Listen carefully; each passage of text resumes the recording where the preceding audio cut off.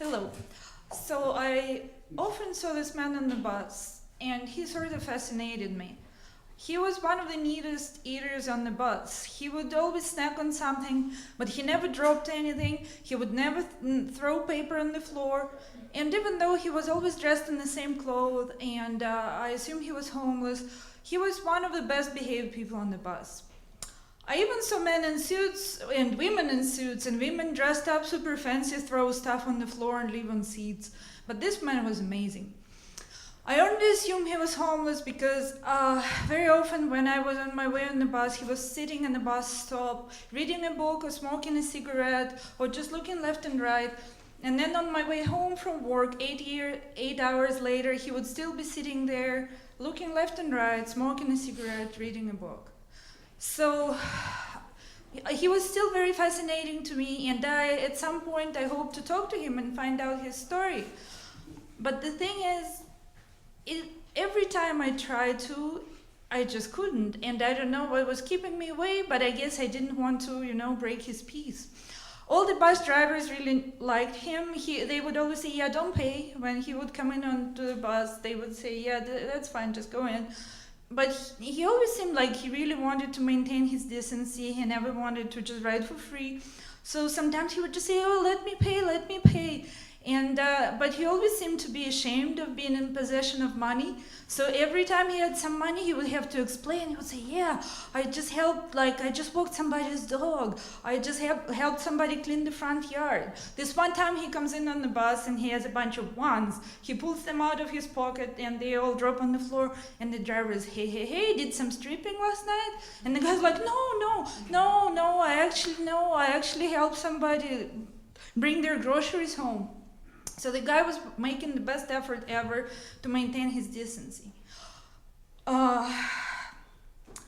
Sometimes I would be really close to talking to him, but I could tell that sometimes he would have anxiety attacks or something that made him very uncomfortable with his environment. Sometimes he would be there humming a song, or sometimes he would be there talking to himself. At some point I saw him read a book about acting techniques, and I was like, oh, that's finally I can talk to the guy. That could be a very interesting conversation. Maybe he is a former actor, maybe he is a present actor. How did he become homeless? But the minute I opened my mouth, the guy went, oh, the fucking actors, everybody's actors in this town, I fucking hate them. And then he threw a book on the floor, and I was like, yeah, that probably wouldn't be a very good moment to talk to the guy. About a year passed, I didn't see him. I thought maybe he moved away or maybe sadly died, I don't know. But 1 year before Christmas, one year right before Christmas, I was on the bus, and this old lady was super excited and talking to a driver. And she's like, do you know what happened with the sleeping bag bus stop Billy? The driver's like, what? Tell me. She was like, that's the best thing that could have happened to him, and nobody deserves it more than him.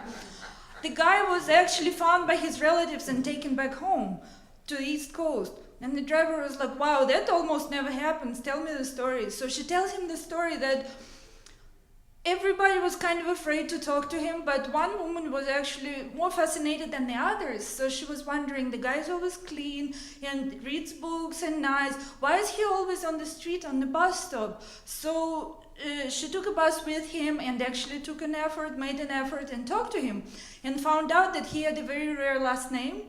So she actually went online, or maybe she called some police departments and found him on some missing persons list.